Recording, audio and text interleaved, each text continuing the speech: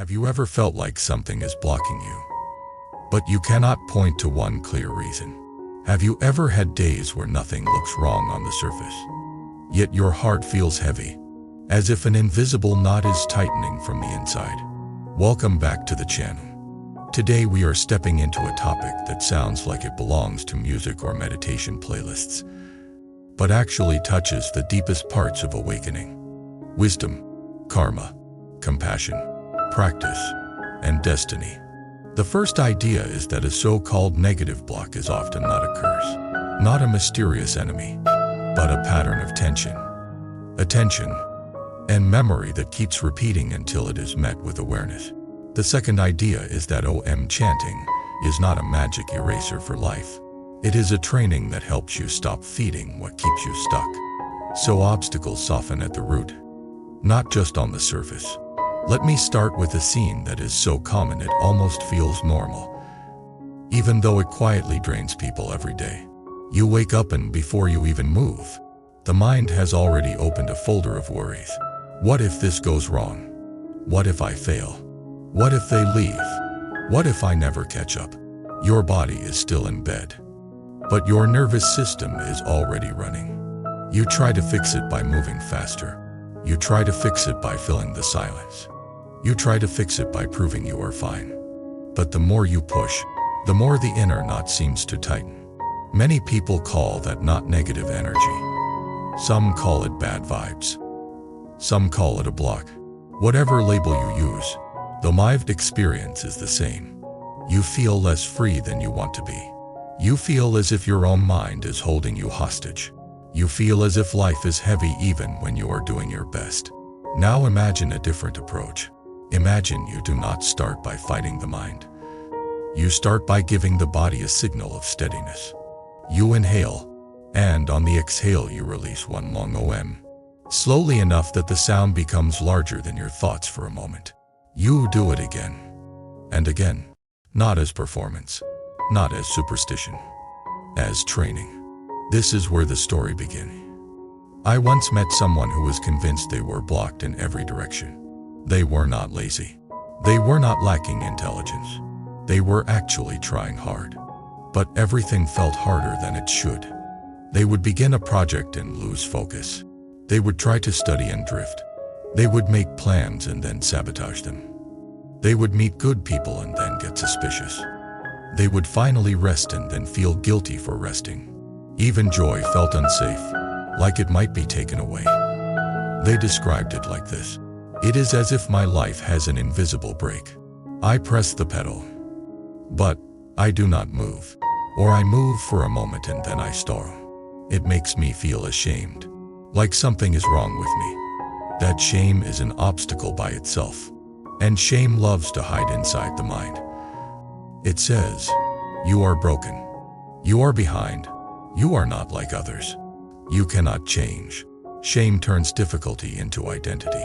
Once difficulty becomes identity, it becomes destiny, because you start choosing from the belief that you are doomed. So I asked them a question that might sound simple but can be life-changing. When you say you are blocked, where do you feel it in your body? Because blocks are not only ideas, they are often ancient patterns.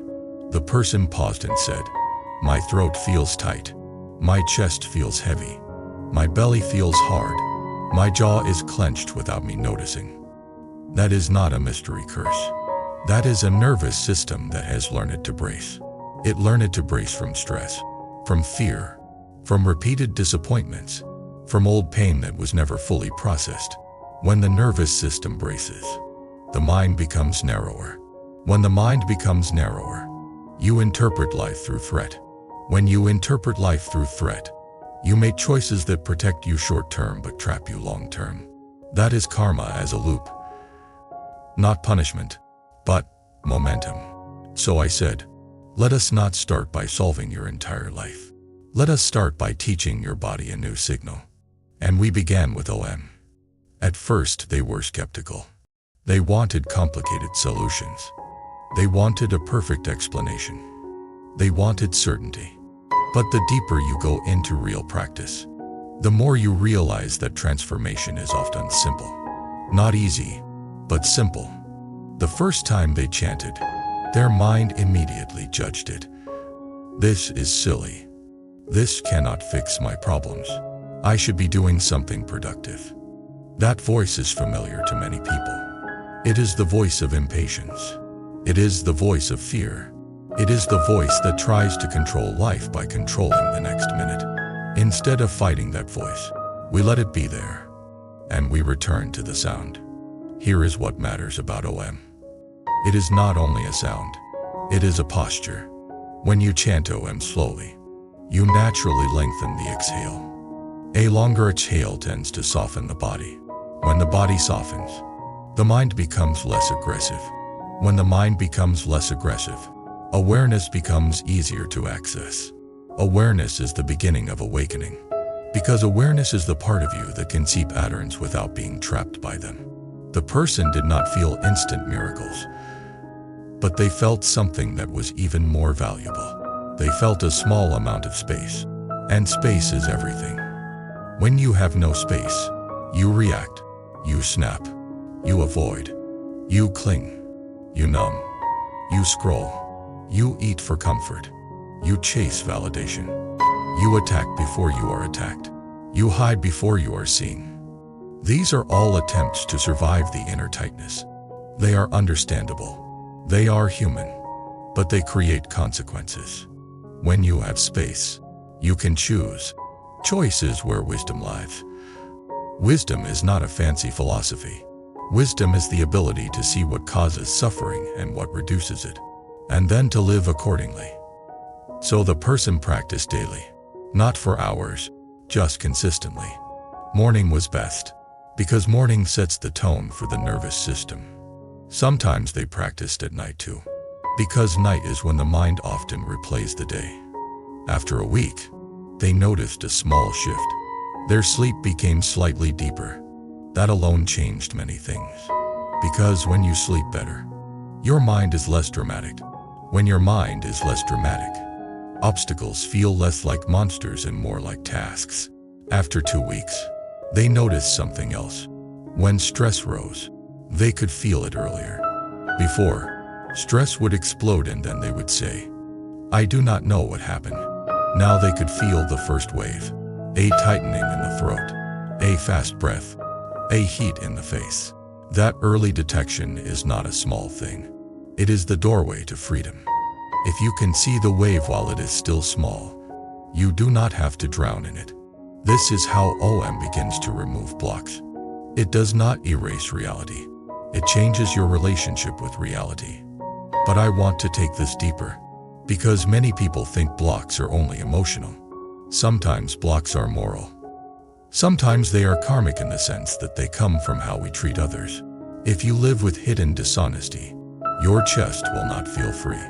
If you live with unspoken resentment, your throat will not feel open. If you live with cruelty, your mind will not feel calm. Even if the world applauds you, your inner life knows. So as the person continued chanting, something uncomfortable surfaced. Memories of times they had hurt people, times they had been selfish, times they had lied to protect their image, times they had avoided responsibility. The mind tried to turn these memories into self-hatred, but the practice gave them a different option.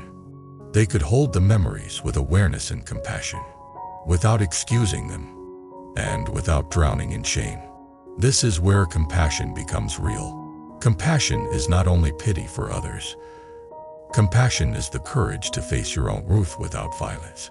If you attack yourself, you stay stuck. If you avoid truth, you stay stuck. Compassion is the middle way. It says, I see what happened. I take responsibility. I learn. I repair what I can. I do not turn my past into a life sentence. That is karma transforming. In Buddhist language, you could say the person was purifying causes. In everyday language, they were breaking loops. A loop looks like this. You feel fear, so you control. Control makes people distance themselves. Distance confirms your fear. Then you control more. Another loop looks like this.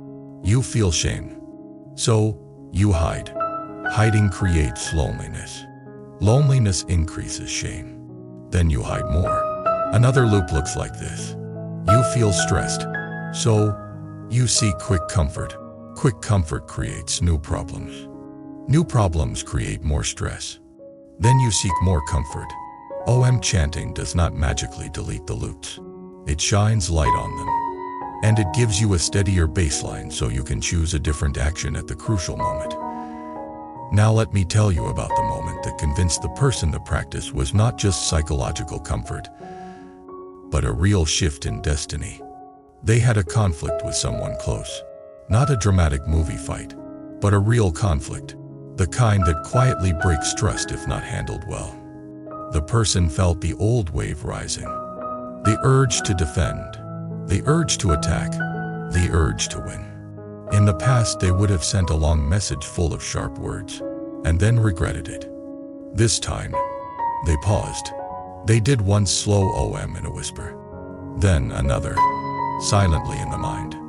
The pause was only a few seconds, but those seconds were the difference between karma repeating and karma changing. They chose a different response. They said something simple and honest. I feel triggered and I do not want to hurt you. Can we slow down and talk when I am calmer? That single sentence changed the whole direction of the relationship. It created safety. It invited dialogue instead of war. It was compassionate, but also wise, because it protected both people from unnecessary harm. Later the person said, I thought a block was something outside me. Now I see the biggest block was my speed, my reaction time, my habit of becoming my emotion. That is awakening. Awakening is not becoming an angel. Awakening is seeing clearly, seeing how the mind creates suffering, seeing how grasping and aversion shape behavior, seeing how identity is built from thoughts, and then learning to rest as awareness, the one who can see all of this without being owned by it. This is why many traditions treat OM as symbolic of wholeness, not because you need to believe in a myth, but because the sound invites the mind to return to the whole. When you are blocked, you are usually fragmented.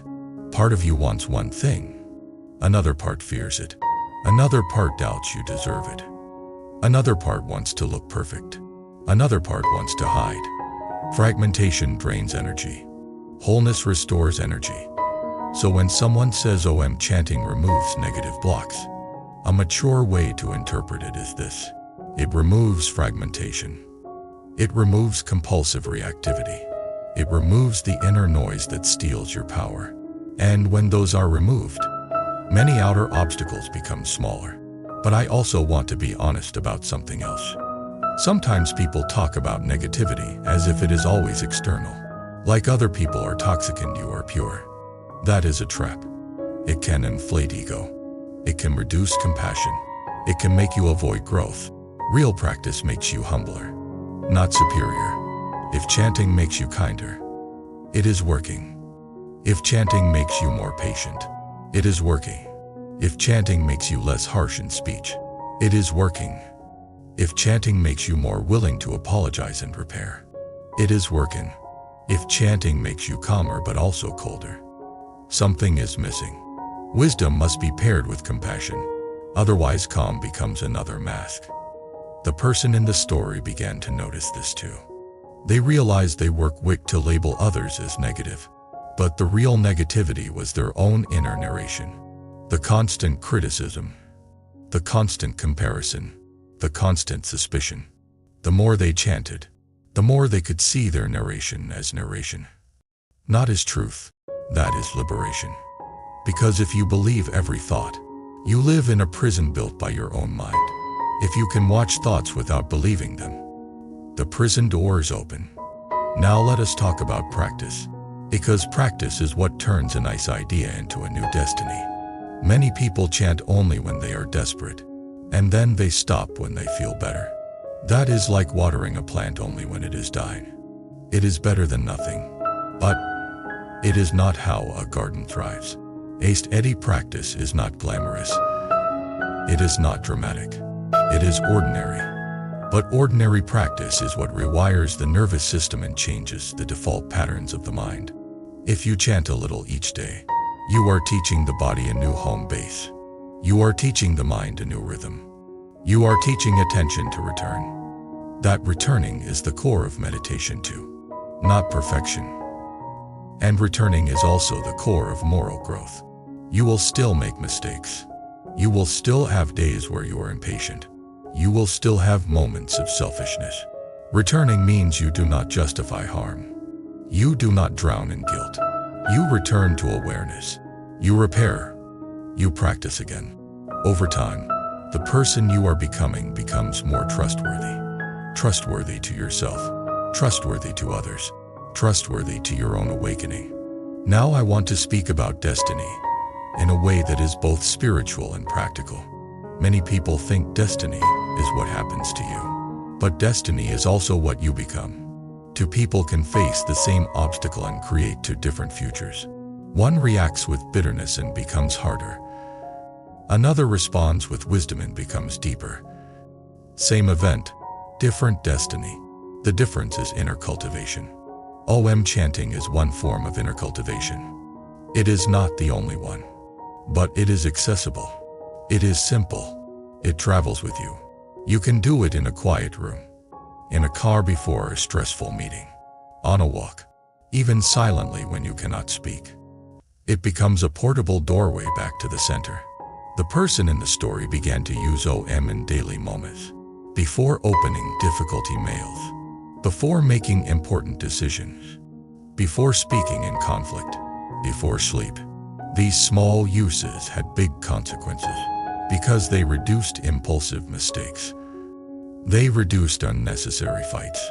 They reduced self-sabotage. They increased clarity. And clarity is the real obstacle remover.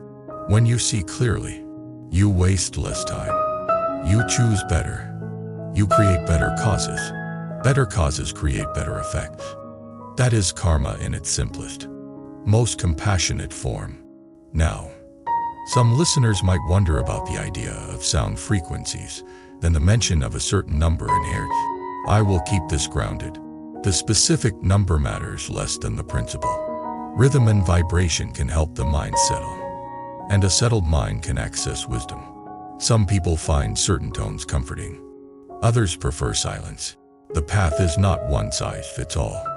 The key is sincerity and consistency.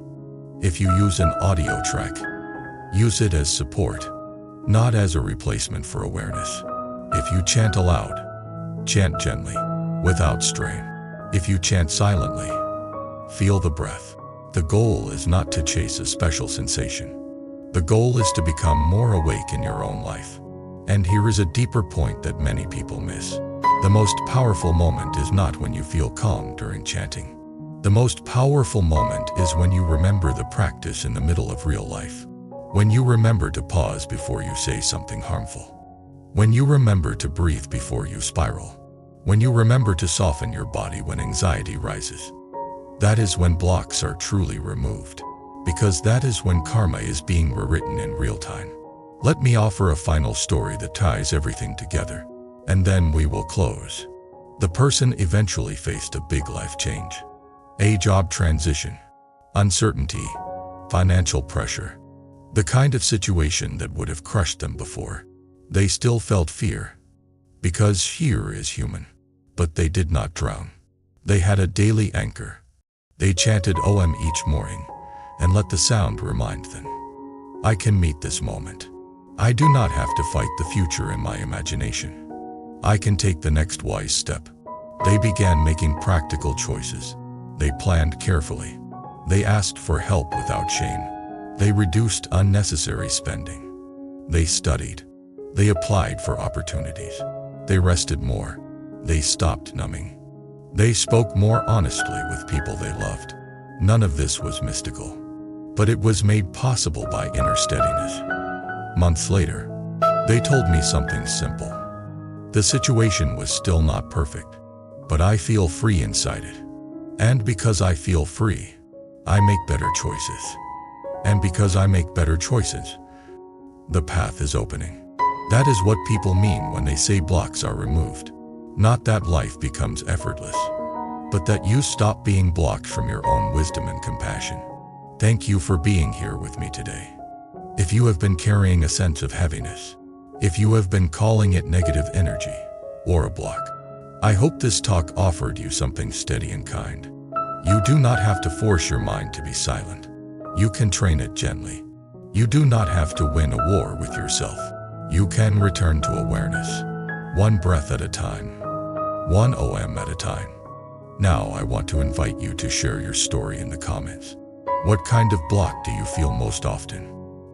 Anger, sadness, lack of focus, fear of the future, or something else? And have you ever tried OM chanting or any sound practice? And what did you notice in your daily life after a week or a month of consistency? If you want more long-form videos that connect chanting, meditation, wisdom, karma, compassion, practice, and destiny in everyday language, subscribe to the channel, like the video, and leave a comment. Your support helps this space stay alive for people who need calm, clarity, and a path that is gentle but real.